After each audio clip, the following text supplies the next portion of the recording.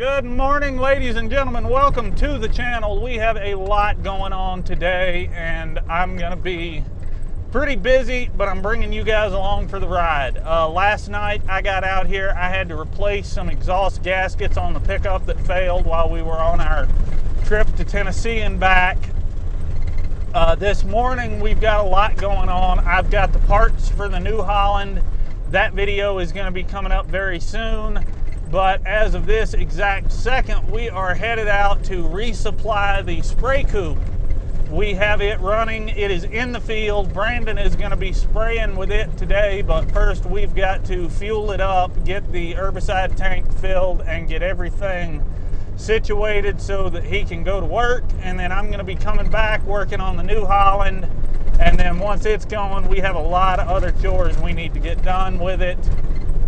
Not having a loader tractor here has been a really big inconvenience. It's only been a few days that I've been back and not had 5320, but like it always is, as soon as you don't have a loader tractor, that's exactly what you need for practically everything you need to do. So we got to get the New Holland fixed. I got to get the loader back on it.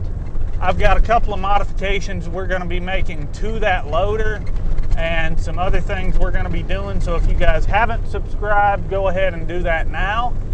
You'll get all those videos. I think you'll really enjoy them. Just something I wanted to point out here. I had somebody ask the other day what happened to my John Deere hat. Ivy happened to my John Deere hat.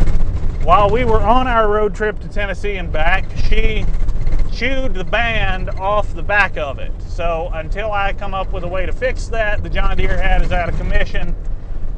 In a way, it's kind of fitting because I got that hat from the John Deere dealer when I bought my 5320, and it got destroyed as I was coming back from getting rid of the 5320. So the hat and the tractor both spent about the same amount of time with me. But we are almost to the sprayer, so I will catch up with you guys here in just a minute when we get there. All right, so we have arrived here at the spray coupe, and I want to show you something real quick. If you guys follow me on Instagram, you saw a little while ago I had a picture posted up with some cable and some split loom and all that, and I'm going to show you right now what I was doing. You can see here on the pickup I have this bank of switches, and one of the switches in particular is this one here for winch power. Now, I did this on my last pickup on that Super Duty, and I've done it on this one as well. But under the hood, I have a 500 amp solenoid and a 500 amp fuse, and I have 2-aught welding cable ran all the way to the back to this quick connector. And I'm going to run that same cable to the front bumper so that I can power my winch on either end of the pickup. But one thing I did is I tapped into that cable and I came up here and I put a smaller connector similar to the battery connector we used on the sprayer to power my transfer tank pump. Now, I don't like having a hot power cable run underneath the truck all the time. That just makes me nervous.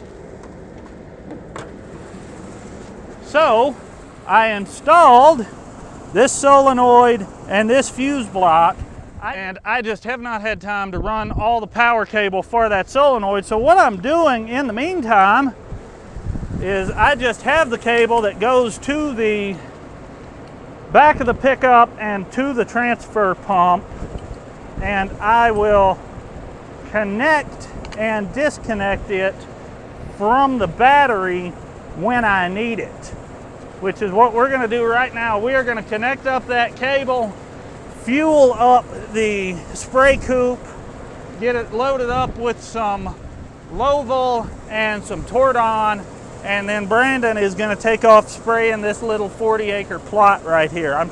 My battery's all jacked up. This nut should come off this stud, but this whole stud came right out of the top of the battery. And that's the power for the transfer pump. But I can fix it. All right, we're gonna get this sucker fired up and go get the tank filling, then I'll top her off with fuel.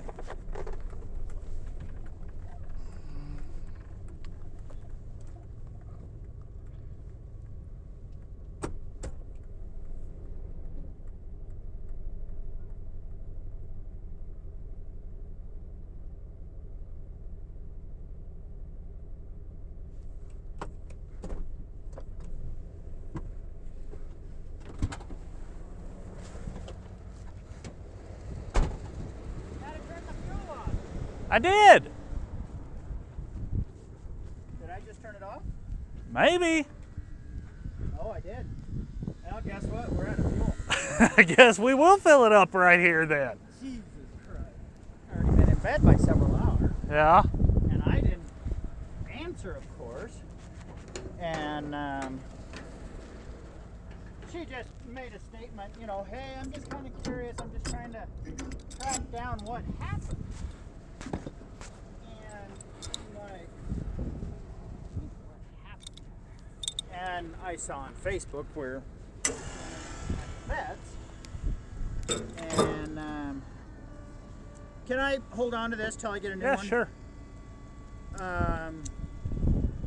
And that's why I ran to the house real quick to look around, and she said it's up and down and it's about 4 inches. I know what happened. Dog was chasing a rabbit, ran right into that disc that's out back.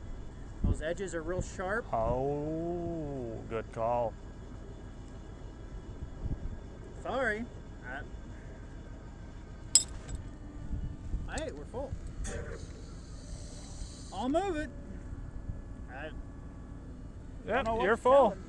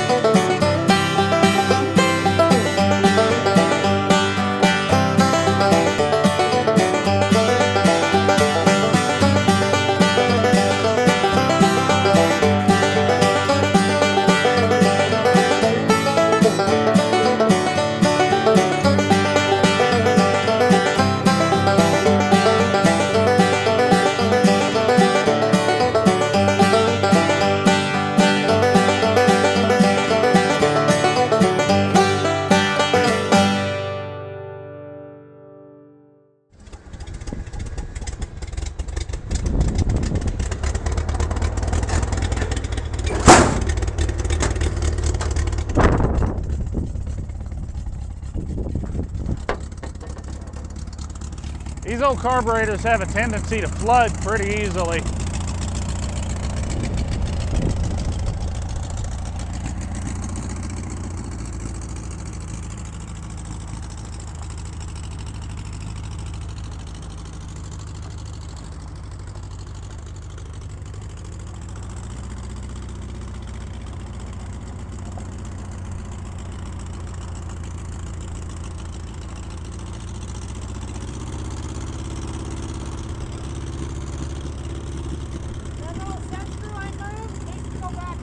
I did!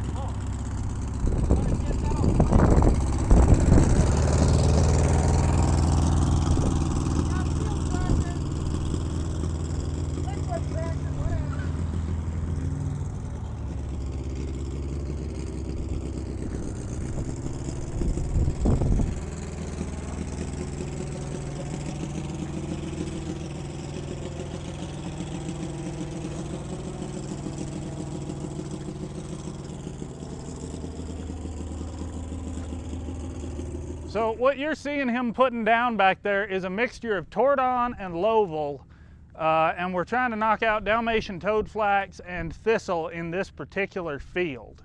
This is all done through a program with the Wyoming Weed and Pest Division, and the chemicals we're putting down are a restricted use chemical. You cannot buy these just off the shelf. You have to be licensed to be able to get them and apply them. Brandon and I are both licensed, and that's one reason we are considering maybe doing some custom spraying later on. But that's another topic for another time. For now, there goes our spray coop. we'll sit here and watch him for a couple of minutes, and then we're going to head down and get back to work on the TS115.